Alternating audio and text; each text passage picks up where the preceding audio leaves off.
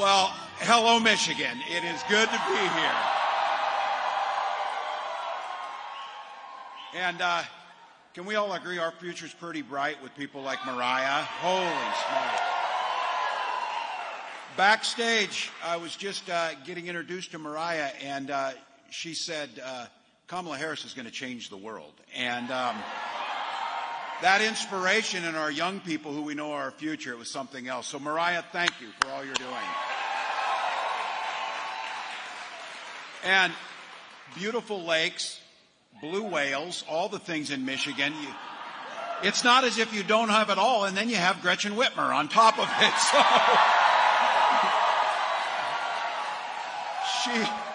she is such a dear friend, but I'll tell you, she is so good at what she does. She has convinced my son. He's a Michigan State fan now. So it's terrible politics for me, but he is true blue, or he's true green over there on it. So you get it. So look, you got an incredible delegation, and we know some of these races are going to be close, but we have got to keep the majority in the House. Make sure you send Hillary Scalton back to the House. Make sure you win that thing. And you got it. You've always had incredible senators, and you got Gary Peters. Very difficult to replace Debbie Stabenow, but you're going to do it with Alyssa Slotkin. Make sure you get it done. Make sure you get it done. To each and every one of you, thank you. A lot of places you can be on a late summer day. Get busy, you're after work, kids are coming home from school. You chose to be here. On behalf of the Vice President and myself, but on behalf of this country, thank you for caring and loving your country enough to show up. Thank you.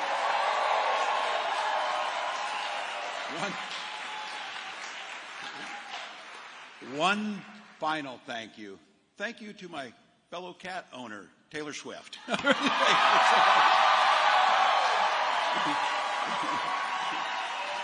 Look, she's not here, but let me just say, Vice President, I know you're all waiting. Oh, what a bait and switch this guy left on us. Look, Vice President Harris and I couldn't be more excited to have her support. Really grateful. So, and look, it's not as if I didn't warn these guys a few months ago. You mess with cat people and you will find out. You will find out. So they did. So beautiful strategy there, picking on the cat people. So look, all of you are here, but how can we not start with the debate? How can we not start with the debate?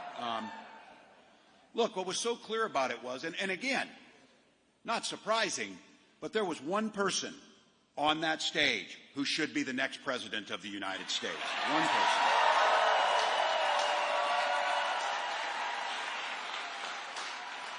She commanded the room, and I know all of us are incredibly proud of Vice President Harris, but let's be very clear. None of us were surprised of what happened there. None of us were surprised. No one has come with more experience to this job than she has, and no one has done more damage than Donald Trump has. So we knew what was coming.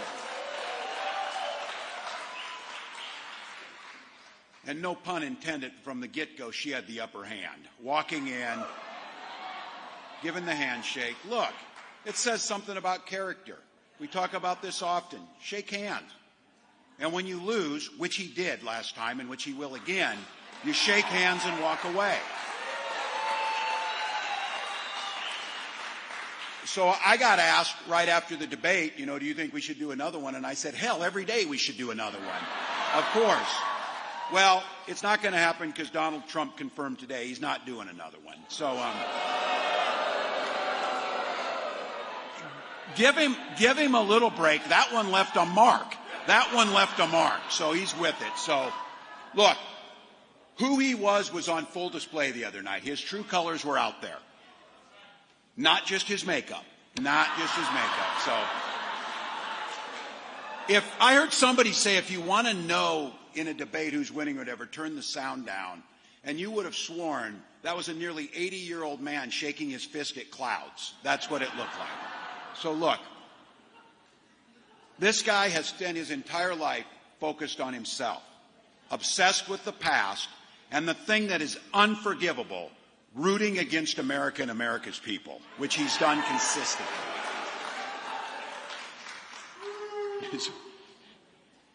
He said a lot of weird stuff too, so I'm just going to say that. And that was you tell me you had this on your bingo card, and they're eating cats, We can say.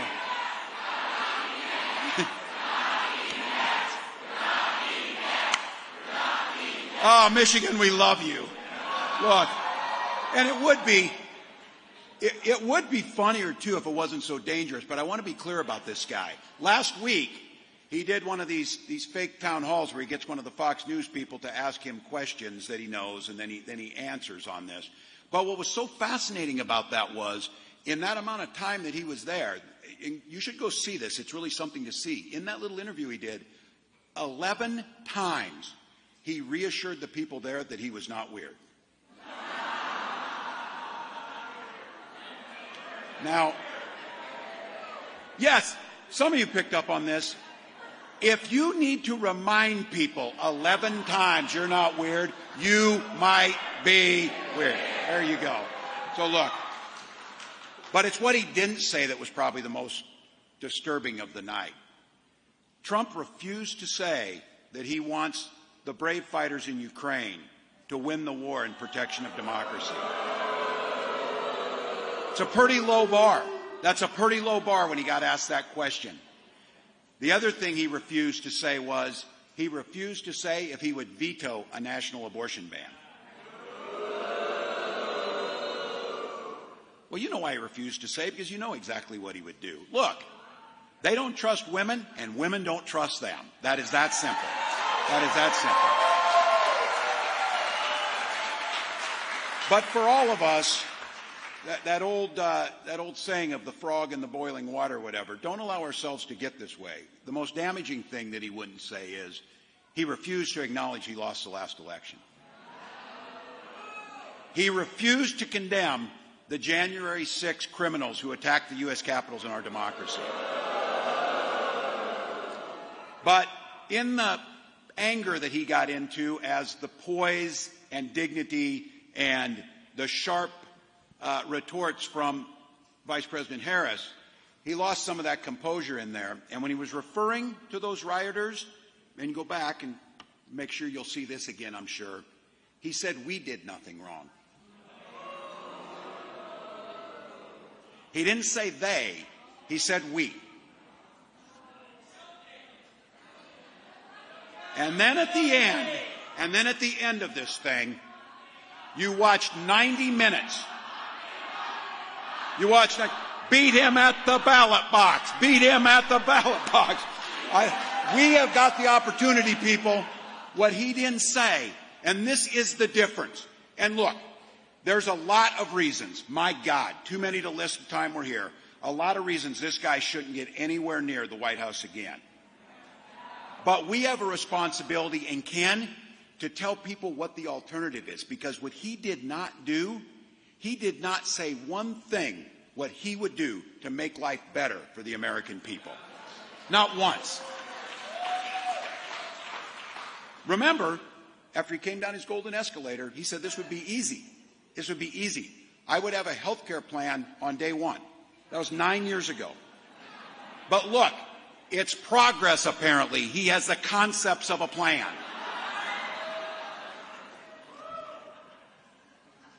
I taught high school for 20 years. Every one of my kids,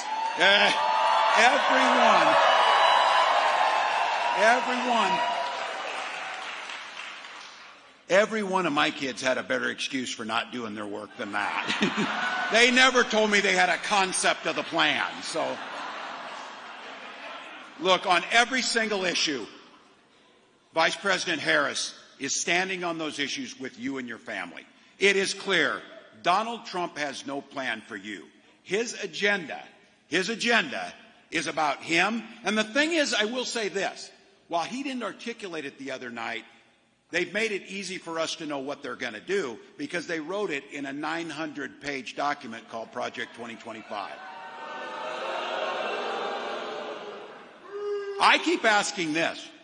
Who is asking for that agenda? Who is asking for that agenda? Who is asking except folks that want to take control over your lives? That's the only people asking for it. No one's sitting around asking to give billionaires tax cuts. Nobody's sitting around asking, said, let's make insulin more expensive. And they keep telling us and convinced of this. Nobody's sitting around the bars in Grand Rapids saying, you know, the first thing we need to do is we need to ban George Orwell's books. No one's saying that. No one's saying that. They find a lot of time to talk about banning books, but they can't find one damn day to get weapons of war out of our schools and get those out. Not one.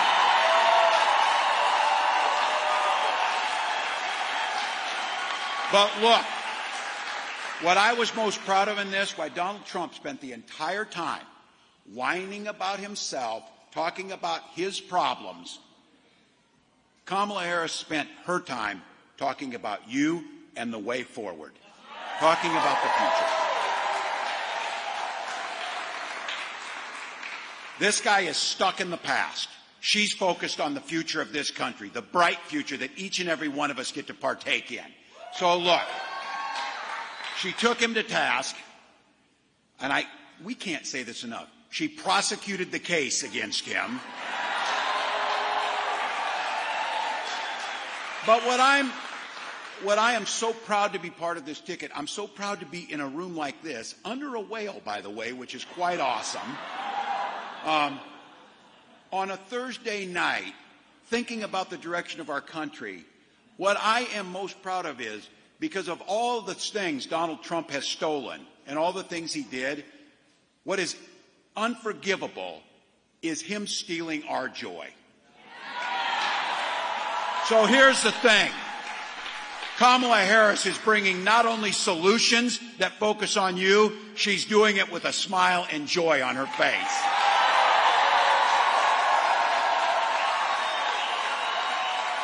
This guy on purpose, and make no mistake, it's on purpose. He broke our political system.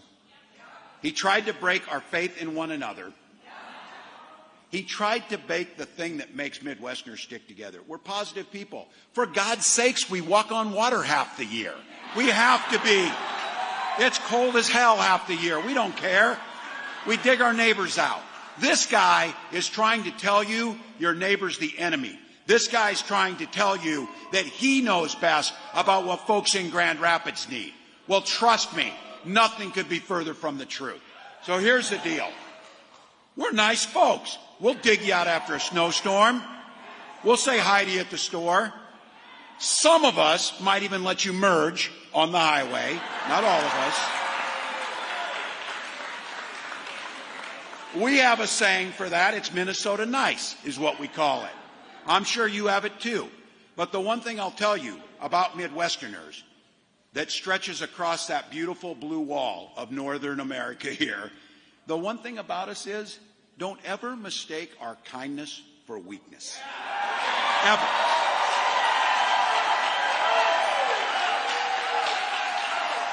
So, all of you in here are teachers. It made me an eternal optimist, but it also made me understand. I supervised the lunchroom for most of those years I taught too. And we can have joy, and we can do things, and we can be nice, but I'll tell you the one thing we're not going to do. We are not going to tolerate a bully in that lunchroom or in our politics.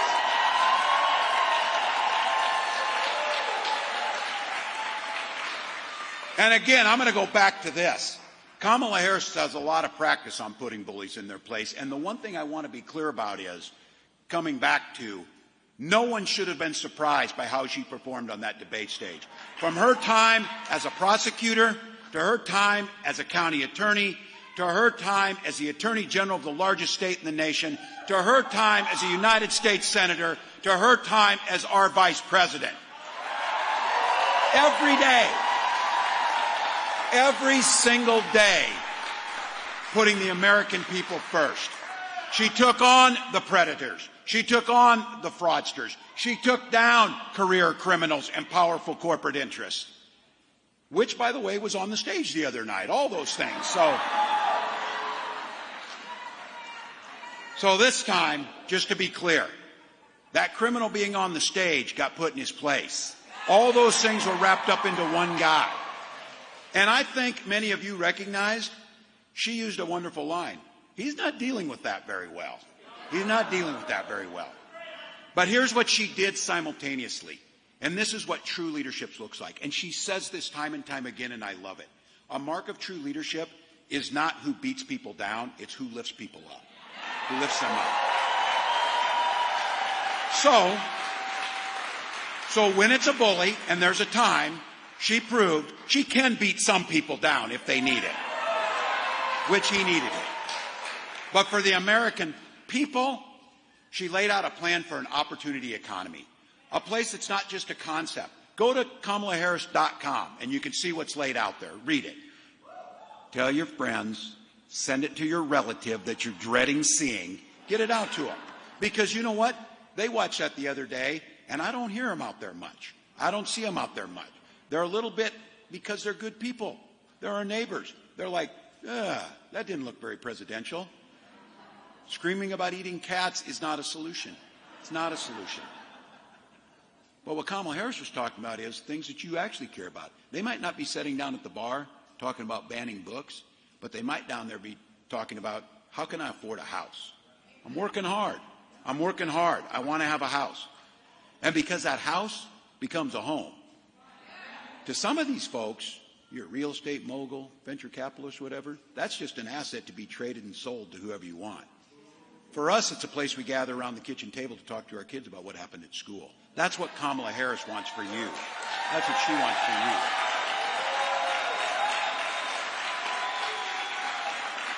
She knows that folks are being squeezed on grocery prices, but let's all be very clear here, folks. You know this in Michigan. I'm a Minnesota guy. Those of us who've been on farms, farmers are getting $3.90 for a bushel of corn and barely $10 for soybeans. They're not getting rich.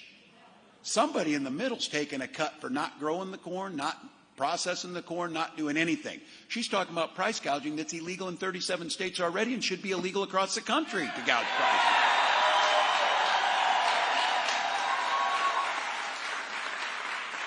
And in this country, the richest country on earth, it's an absolute disgrace that folks have to ration their drugs because they can't afford them. Because trust me, Big Pharma's doing just fine. We need to make sure that folks get their insulin at a price of $35 each, get the drugs that they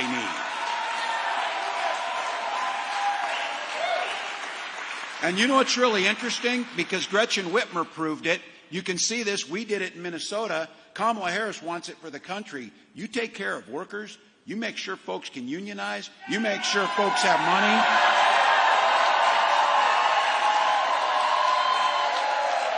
You know what happens when you do that? The economy grows and businesses soar. She wants to make it easier for any one of you. If you want to start a small business, cut the red tape, give you a tax cut, and let you start that dream that you want to get going. And I'm going to go back to this. You did it in Michigan. We did it in Minnesota. She has talked about it. On the first day she's in office and that bill comes over from Congress, she'll sign the PRO Act, making it easier to organize.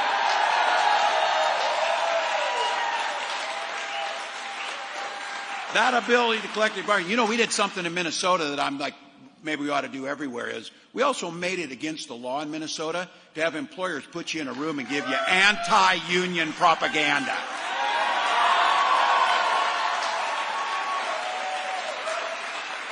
If you're a factory worker, Kamala Harris is going to keep creating tens of thousands of manufacturing jobs right here in Michigan.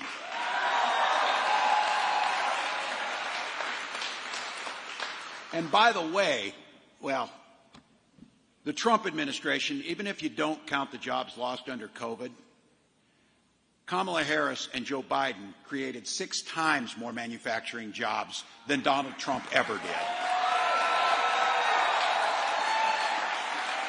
And for governors, we got to get things done. Your governor here made it clear, because of what Kamala Harris was able to do, you're able to have your governor show the rest of the country how to fix the damn roads. And that's something that happened. Historic investments. Historic bipartisan investments in infrastructure. And no matter who you are, and this is fundamental, Kamala Harris is out there fighting to make sure you have the freedom to make the choices about your life and your family, not government. Some of you are old enough to remember when Republicans used to talk about freedom, they meant it. Not these guys.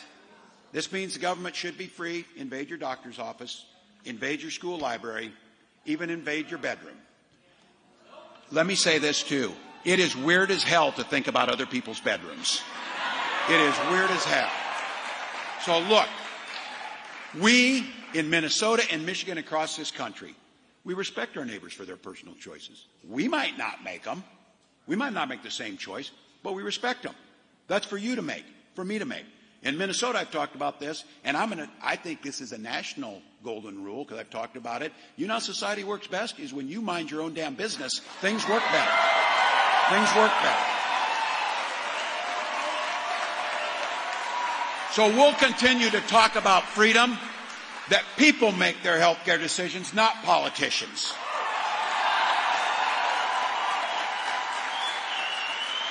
We mean freedom is to get a good education for a better job and a better future, not crippling student loan debt for the rest of your damn life.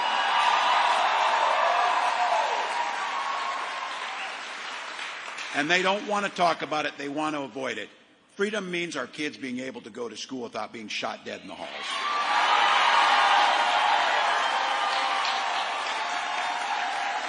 You know it here.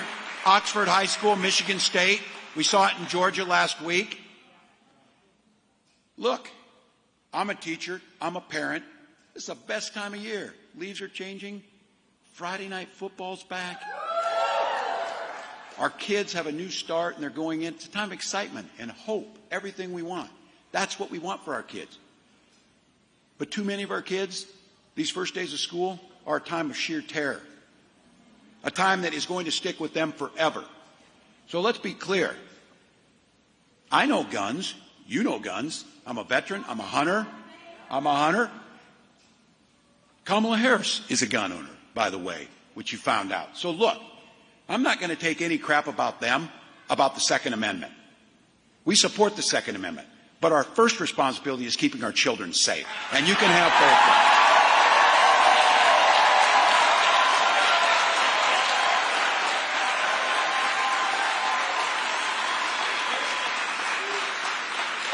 Watch how quickly they move on and they don't remember names. Oh, they remember names in certain incidents, what they want to try and politicize things. But they don't remember the names of the innocents who die. And Donald Trump actually said when he got asked about this, he got irritated. He said, look, people just need to get over it.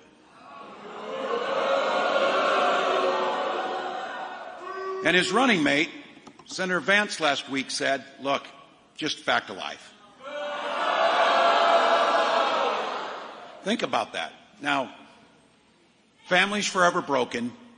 Too many of us have been there. My own son was in a location where someone was shot in the head. Too many of us have this. This happened. You see it. These guys say it's a fact of life and get over it. Move on. Do the next thing. Work on the next tax cut for billionaires or whatever important stuff is. How morally broken do you have to be to not be able to spend any time internalizing children and teachers being gunned down in the first weeks of school? In their cafeterias, in their labs, texting their parents goodbye as they're standing there, hiding under desks, running for their lives. And to say, well, you know what happens. For all of us, that crap does not happen in other places in the world. We are better than that. I believe in the American people.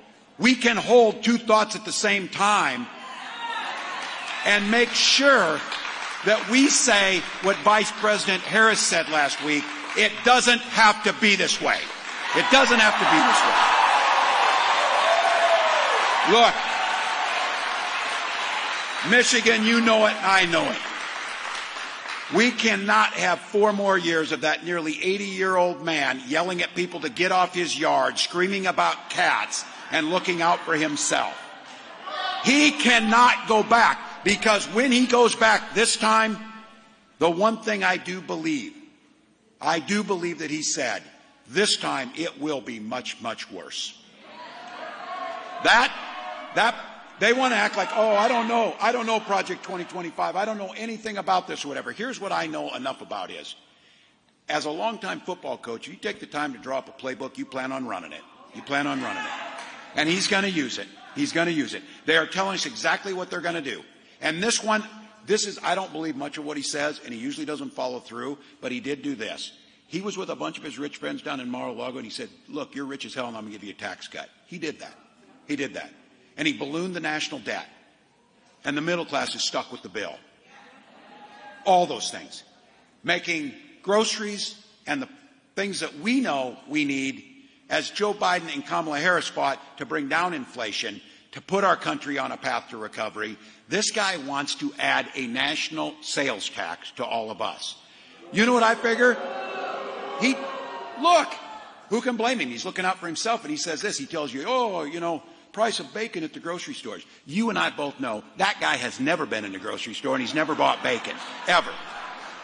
So he doesn't give a damn if the tax is on that, because he doesn't know what bacon costs a pound. He doesn't know what milk costs, because it doesn't matter. So let's be clear. This guy wants the tax cuts for himself, to underfund government, and then those incredible public servants. And I want to say this to the mayor, to the county commissioners, to the folks who are here. Thank you for the work you do every day for the pressures. To our city workers, our state workers, our federal workers, our police, our teachers, our firefighters, and our military. Those are professionals. They're paid for with tax dollars. And you know what they are loyal to? They are loyal to the Constitution and the rule of law. Donald Trump's plan is to remove those people and install his political lackeys. That's what Project 2025 is going to do. So in a health emergency, like in Minnesota, instead of being able to depend on the CDC and people from the Mayo Clinic, we can listen to Donald Trump about drinking bleach and trying to find a way to stick a UV light in ourselves. We're in the middle of a pandemic with our neighbors dying, and this guy is undermining the responses. Take that across all of government. That's Project 2025. So look, again, wouldn't answer the question on banning abortion. He will ban abortion across this country, whether Congress is there or not. Be absolutely clear about it. And when asked, who do you admire, who respects you? Because to be very clear, the Vice President was right. I traveled to our friends and our allied countries, whether it's Australia, whether it's Great Britain, whether it's France, whether it's Canada, whether it's Mexico. They're laughing at this guy. They don't trust him. He's weak. He's weak and can't follow through. But you know, when he was asked who looks up to him? Viktor Orban, Vladimir Putin, Kim Jong-un. This stuff would be unbelievable to have as a political attack ad if it hadn't come out of his mouth on a debate stage, and he was proud of it. He was proud of it. Kamala Harris was able to, within a matter of a few seconds, use this guy's inflated ego and narcissism to bait him into melting down on a national stage in front of 60 million.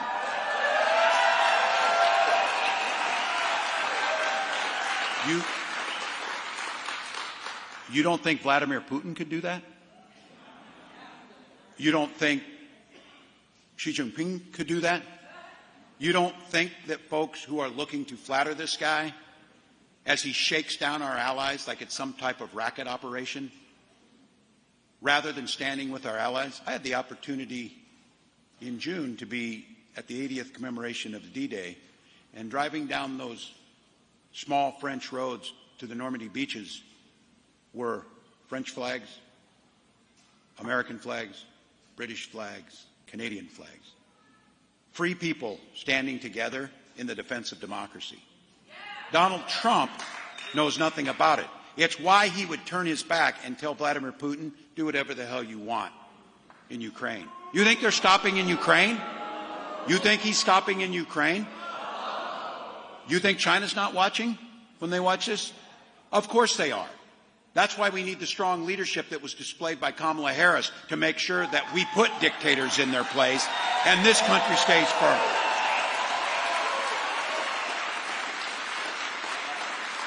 Look, our allies are worried, but they're also hopeful, just like you.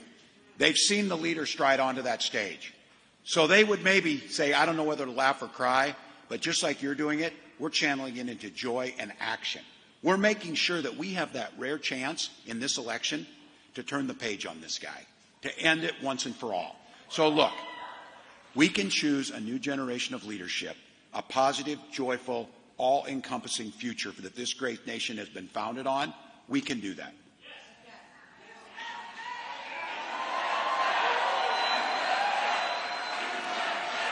I'll say, and what is so beautiful about that and about Kamala Harris, we were on the bus touring some of these states, and we were getting off at a rally where there was supporters there like this, and they were holding up signs. On the other side of the street, there were not supporters. They make it easy because they all wear the same hat. You know what it is. Said it was a group of independent thinkers standing there ready to yell at us. So, no, but that's me. Kamala Harris's first instinct was, and this is the first time we're on the bus together, my wife Gwen, Vice President, and Doug were there. Doug and Gwen, I want to give them a big round of applause too. So they're out working it. But look, we're walking off that bus, and that's the scene in front of us. And she turns to me and she said, Tim, don't ever forget, we work just as hard in the policies we put in place to benefit those people, their families, as well as those people and their families. This is a policy for everyone. Can you imagine Donald Trump saying, we're going to look out for those folks that don't vote for me? Because this started, and I love this story, as a young prosecutor. Kamala Harris talked about going in that courtroom for the first time. Kamala Harris, for the people. She's had one client. That's the people of this country. That's the people she's worked for. And she talks about this. When she helped those folks, when she was in that classroom or in that courtroom, same way with the classroom, I would say, for all of us. Because this is true, too. Man, the symmetry is just too beautiful on that one. She didn't do it, and I didn't do it.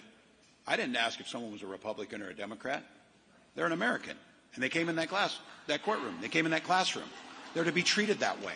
That's what she's done every single day. But the question she asked him is, are you okay? What do you need? That's what leadership looks like. So look, on Tuesday, and again I'll say this, no surprise, but I do think we should probably lift it up one more time. Kamala Harris did her job on Tuesday.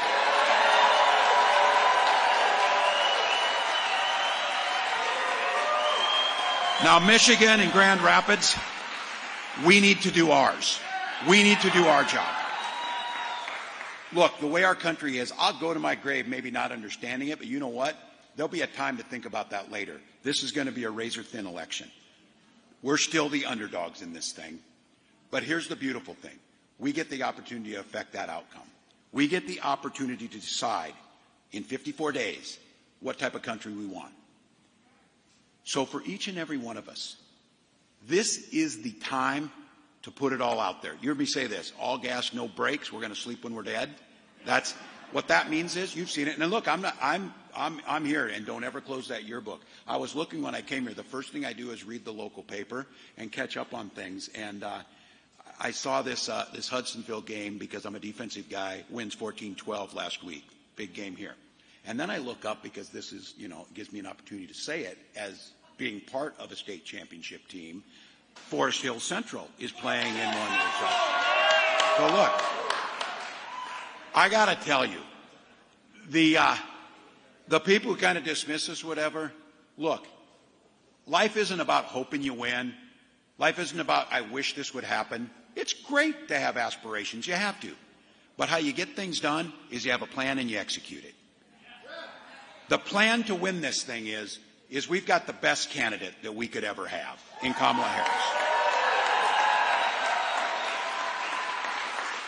We've got energy amongst the American people. We've got that desire to win. But I said this as football team. There's not a football team in the state that doesn't want to win the state championship, and every year they start out thinking that. The difference is who gets it done. And it takes a lot of things to get it done. It takes a team to get it done. We need to lift up for her right now and get this thing done. So look, I know, my God, you came on a Thursday to listen to a guy from Minnesota while you stood under a whale way in the back of the room. Again, because you love the country. Because you know you're part of this. It's not hyperbole. The presidency of the United States and the future of our democracy could very well go right through this room in Grand Rapids. That's how important Michigan is. So look around. Let's commit to get this thing done. Let's bring one more person in. Let's do one more volunteership. Let's make one more phone call. People are picking up the phone now. I'm going into these offices. They want to talk about it because, once again, our politics is fun and hopeful and gives us something to work for. So for each of us,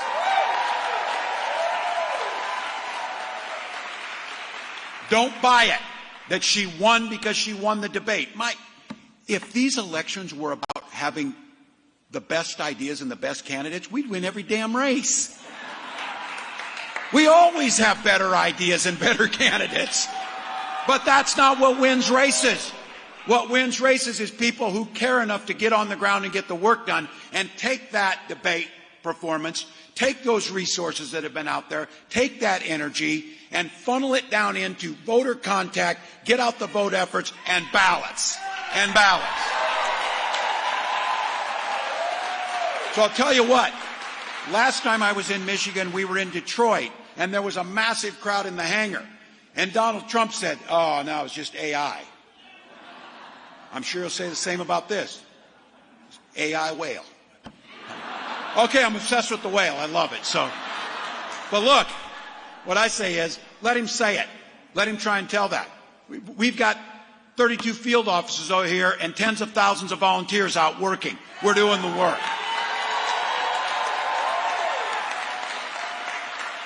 And in 54 days, what won't be AI is the ballots cast for Kamala Harris, the next president of the United States.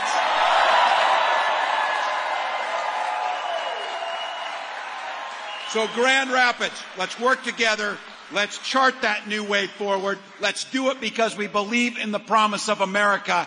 And as you know, the Vice President tells us it, and it is so true. When we fight, we win. When we fight, we win. When we fight, we win. Thank you, Grand Rapids.